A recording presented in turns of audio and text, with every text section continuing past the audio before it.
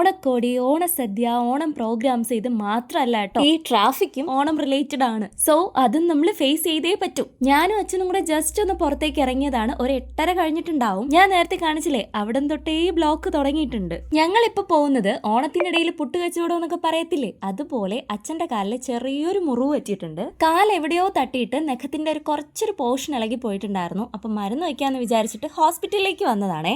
അവിടുത്തെ കാര്യങ്ങളൊക്കെ കഴിഞ്ഞതിന് ശേഷം നേരെ പോയത് മാർജിൻ ഫ്രീയിലേക്കാണേ. കാരണം ഞങ്ങൾ ഇന്ന് ഓണം സാധനങ്ങളൊക്കെ വാങ്ങാൻ വേണ്ടിട്ട് പോയിരുന്നില്ലേ, അപ്പോ വാങ്ങാൻ മിസ്സായി പോയിട്ടുള്ള ഒരു സാധനം ഉണ്ടായിരുന്നേ. വേറൊന്നുമല്ല, 2 പായസത്തിന്റെ സാധനങ്ങൾ മാത്രമേ വാങ്ങിച്ചിട്ടുണ്ടായിരുന്നുള്ളൂ, അടയും സേമിയയും. കടല പായസത്തിൻ്റെത് വിട്ടുപോയതാണേ. അമ്മയ്ക്ക് ഇതും കൂടെ കിട്ടിയാലേ ഒരു സാറ്റിസ്ഫാക്ഷൻ ഉള്ളൂ. സോ അതും വാങ്ങി നേരെ പോയത് അവിൽ മിൽക്ക് കുടിക്കാൻ വേണ്ടിയിട്ടാണ്. ഫുഡ് കഴിച്ചിട്ടാണ് ഇറങ്ങിയതെങ്കിലും ഒന്ന് കയറിയിട്ട് പോകാന്ന് വിചാരിച്ചു. ഇതാണ് ഡ്രസ് ചെയ്ത അച്ഛന്റെ കാല്. അങ്ങനെ അതും കുടിച്ച് നേരെ വീട്ടിലേക്ക് പോയി. നിങ്ങളുടെയൊക്കെ ഓണത്തിന്റെ ഒരുക്കങ്ങൾ എവിടം വരെയായി? അപ്പൊ ഇന്നത്തേക്ക് ഇത്രയേ ഉള്ളൂ. അടുത്ത വീഡിയോയിൽ കാണാം.